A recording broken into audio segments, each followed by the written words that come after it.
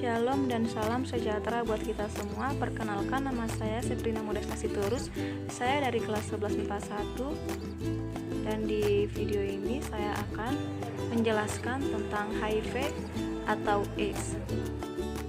Gejala penularan HIV atau AIDS tahap pertama, yaitu demam, rasa lemah dan lesu, nyeri sendi, batuk, nyeri tenggorokan. Gejala-gejala ini berlangsung beberapa hari atau beberapa minggu saja, kemudian hilang dengan sendirinya.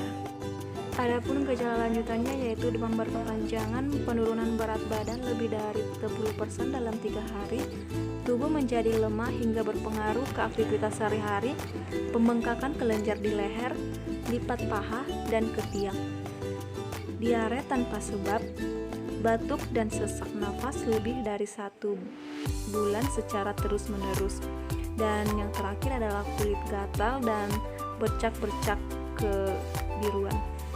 Adapun gejala penderita AIDS yaitu yang pertama adalah radang paru-paru, yang kedua adalah radang saluran pernapasan, yang ketiga adalah radang karena jamur di mulut dan kerongkongan, yang keempat adalah kanker kulit, yang kelima adalah TBC atau tuberkulosis, yang keenam adalah gangguan susunan saraf.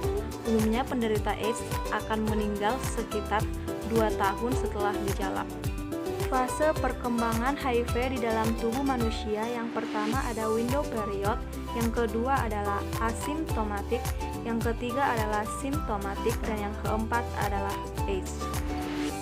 Cepat atau lambatnya perkembangan HIV dipengaruhi berbagai faktor seperti riwayat medis, sistem imunitas, infeksi lain, perawatan, gigi, kebersihan, kelembaban, dan pola makan. Perilaku beresiko tinggi. Yang pertama, orang yang berganti-ganti pasangan dalam melakukan hubungan seksual. Yang kedua, bekerja seks komersial. Yang ketiga, orang yang melakukan hubungan seks tidak normal atau tidak, anal, homoseksual atau biseksual. Yang keempat, pengguna narkoba yang menggunakan suntikan. Hal-hal yang tidak menularkan HIV, yang pertama, bersenggolan dengan pengidap HIV, yang kedua, berjabat tangan dengan pengidap HIV, yang ketiga, penderita AIDS batuk atau bersin di depan kita, yang keempat, berenang di kolam yang sama, yang kelima, menggunakan toilet yang sama, yang keenam, melalui gigitan nyamuk atau serangga lainnya. Pengobatan penyakit AIDS. Hingga saat ini, belum ada obat yang dapat menyembuhkan AIDS secara total.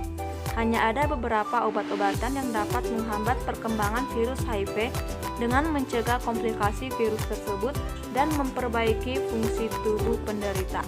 Yang pertama ada asidot himidine atau AZT, yang kedua ada dideoksinosine atau DDI, yang ketiga ada dideoksitinide atau DDC. Hanya memperpanjang umur penderita 1-2 tahun obat ini digunakan. Kesimpulan dan pencegahan. Kesimpulan yang dapat saya sampaikan dari video ini adalah jangan mengucilkan mereka yang sudah positif terkena HIV atau AIDS. Berikan dukungan kepada penderita HIV atau AIDS. Pencegahan HIV dapat kita lakukan dengan mengikuti rumus SAVE. Stop diskriminasi, ayo edukasi, fasilitas kesehatan. Sekian video yang dapat saya sampaikan, semoga bermanfaat bagi teman-teman semua. Akhir kata saya ucapkan terima kasih.